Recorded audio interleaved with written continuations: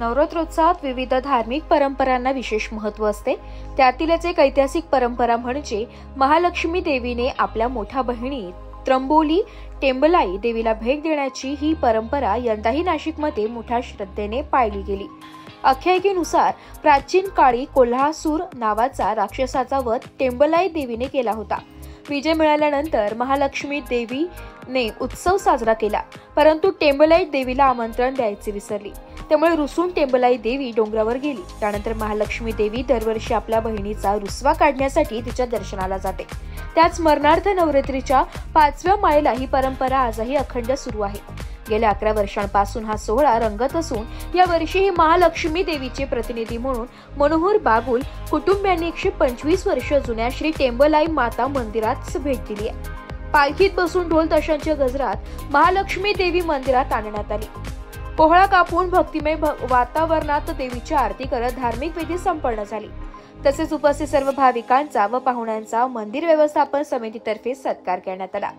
या धार्मिक सोहळ्यात टेंबलाई माता मंदिराचे प्रमुख रामसिंग बावरी, महामंडलेश्वर शुभलक्ष्मी शुभांगी जगवाले, मंदिर जीर्णोद्धार समितीचे सदस्य सौ छायाबाई बावरी, मंगला पवार, प्रसाद बावरी, भूषण सदभैया, विजय पवार, सौ प्रियंका हिरराव, राहुल वैद्य, सुभाष जाधव, अनिल जाधव, महादू बेडकुळे, सौ तनुजा बावरी, बाळू मोरे, गौरव साळवे, तुषार पगारे, दीपक काळे, यश साळवे, श्री ताई कोदेसा आदी उपस्थित होते।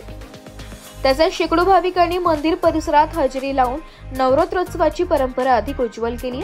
ललिता पंचमी निमित्त गेले 11 वर्ष जो कोल्हापुरात कार्यक्रम होतो करवीर निवासिनीच्या ठिकाणी, तोच कार्यक्रम नाशिक मध्ये मनोज बागुल आणि त्यांच्या सर्व सहकारी पालखी घेऊन या ठिकाणी नवीन पायंडा सुरुवात केला। आजपर्यंत डोक्यावर ते देवीला घेऊन येत होते, परंतु आज 11व्या वर्षी त्यांनी पालखी आणली आणि पालखीतून या पालखीसाठी महामंडलेश्वर शिवलक्ष्मी सुद्धा हजर होत्या। सर्व उपस्थित महामंडलेश्वर असतील, बाकीच्या शुभांगी जगवाले, या सर्वांचं मी आमच्या टेंबलाई माता भक्त मंडळाच्या वतीने हार्दिक स्वागत करतो। 125वा वर्ष टेंबलाई मातेच्या मंदिराला झालेला आहे। तिचा जीर्णोद्धार होत असताना हा कार्यक्रम तितक्याच उत्साहाने झाल्याबद्दल सर्व टेंबलाई माता भक्त मंडळ, हिंदू एकता आंदोलन पक्ष, शहीद भगतसिंग क्रांती दल मंडळ या सर्वांचं आणि यासाठी झटणाऱ्या सर्व कार्यकर्त्यांना, माझ्या भक्तांना मी लाख लाख धन्यवाद देतो आणि येणाऱ्या विजयादशमीच्या सर्वांना शुभेच्छा व्यक्त करतो। नमस्ते, जय अंबे, जय श्री महाकाल। मी मनोज बागुल तमाम नाशिकच्या भाई भक्तांना शारदीय नवरात्रोत्सवाच्या खूप खूप शुभेच्छा आणि ललिता पंचमीच्या सर्वांना खूप खूप साऱ्या शुभेच्छा। ज्याप्रमाणे करवीर निवासिनी महालक्ष्मी अंबाबाई करवीर कोल्हापुरामध्ये ज्याप्रमाणे आई साहेबांची पंचमी ललिता पंचमी उत्सव बहिणी बहिणींची भेट म्हणजे त्रंबोली देवीची आणि नारायणीची भेट होते, त्याचप्रमाणे नाशिक जिल्ह्यामध्ये जे जुने नाशिक शहर, जुने नाशिक जिल्हा, जुने नाशिक आहे परिसर, त्या ठिकाणी आपण आई साहेबांचा पंचमीचा उत्सव गेल्या 11 वर्षापासून करत आहोत। आत्ताच हे वर्ष 11वं आहे। गेल्या 10 वर्षापासून आपण करत आहोत।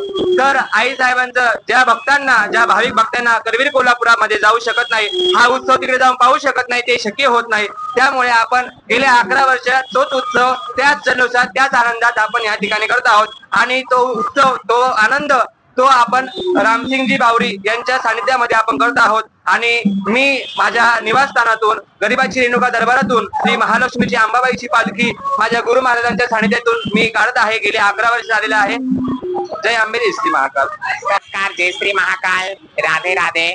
सर्व नाशिक वासियांना, नागरिकांना शारदीय नवरात्र उत्सवाच्या आणि विजयादशमीच्या खूप खूप शुभेच्छा। सर्वांसाठी प्रार्थना करतो आम्ही सर्व नाशिक निरोगी, सुफल, संपूर्ण, पूर्ण भारत देश आपला सुफल, संपूर्ण आणि निरोगी आरोग्यदायी व्हावा। बोलो सत्य सनातन हिंदू धर्म की। ब्युरो रिपोर्ट, नाशिक लोकशाही न्यूज, नाशिक।